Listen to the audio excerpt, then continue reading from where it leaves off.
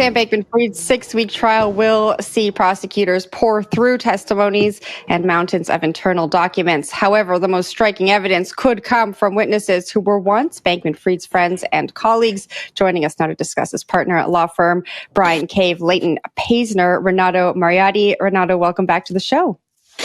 Happy to be back. All right. Sam Bankman-Fried's trial begins today. We've been talking about it for what feels like forever. What we need to get done first, though, is jury selection. What are you expecting to happen? Oh, I think it's going to be pretty hotly contested. This is a case where the defendant is very well known.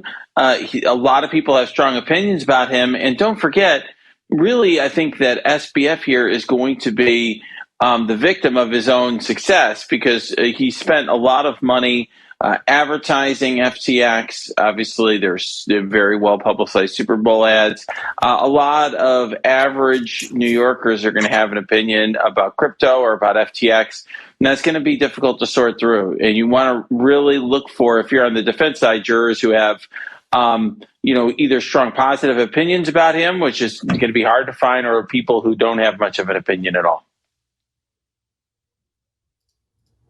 So, he's been quite a defendant because he seems to not shut up. And I'm using a legal term here. What happens during the trial? Is he gonna take the stand in his defense, or do you think that if his lawyers say, "Look, Sam, no, just don't do it," can he override them? Yes. So first of all, I'll answer that question first. Yes, he can override them. In fact, the way the judge is going to instruct the defendant here is he's going to say to SBF, you have the sole choice one way or the other whether to take the stand. He'll ask if his lawyers have advised him, and has he discussed it with his lawyers. He's going to say yes, presumably. He's also then going to be told that, here are some of the upsides and downsides, and, he's going to be told he'll have an absolute right either to testify or not to testify, and that the decision is his alone. And just to answer your earlier question, I do expect him to take the stand because, as you pointed out, he doesn't shut up. And the reality is I don't think his lawyers could possibly keep him from the stand. They'd have to chain him to counsel table in order to keep him away from the stand. And, ultimately, I think that, it's also kind of a Hail Mary here. I mean, they are really looking at a very, very tough case. And so when you are down, 40 points, throwing your Hail Mary bomb into the end zone makes a lot of sense because what do you have to lose? And I think that's where the defense is right now. Do you think it would work? Absolutely not. And part of the reason why is because, as you point out, he's already made so many public statements. One of the problems for a defendant who's made a lot of public statements already, and by the way, of course, SBF not only made those statements throughout the course of his time at FTX, but even after it was apparent that things were going down, there was bankruptcy. Even after being charged, he was continually talking to journalists and writing tweets, some of which were never sent, and so on. But under the federal rules of evidence, everything positive that he says, everything that's helpful to his case, he cannot introduce without taking the stand himself. Whereas the government can use all the negative stuff against him. And so realistically, I expect a very intense cross-examination using all of the greatest hits that the government has from all of his various interviews and so on.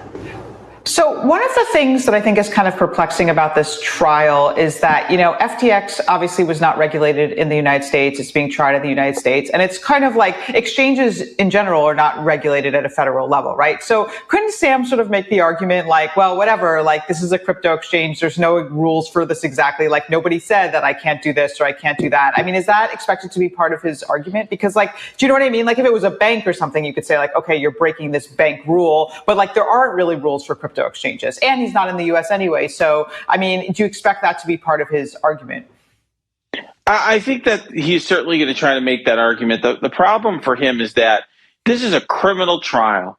the Justice Department, my former colleagues, are portraying this as a massive fraud.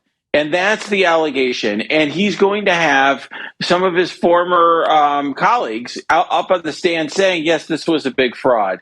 And essentially what the government's going to say is, regardless of the state of regulation, you can't defraud people, whether you're using baseball cards, bubble gum, whatever you're trying to sell, whatever kind of business you're running, you cannot try to defraud people. And their claim is going to be that's what happened here. And the problem for SBF is there are pieces of this that are not going to add up. And I think really the focus of trial is going to be on misrepresentations made to people who were making deposits at FTX. And I think it'll be hard for him to explain those away, particularly given what some of his former colleagues are saying.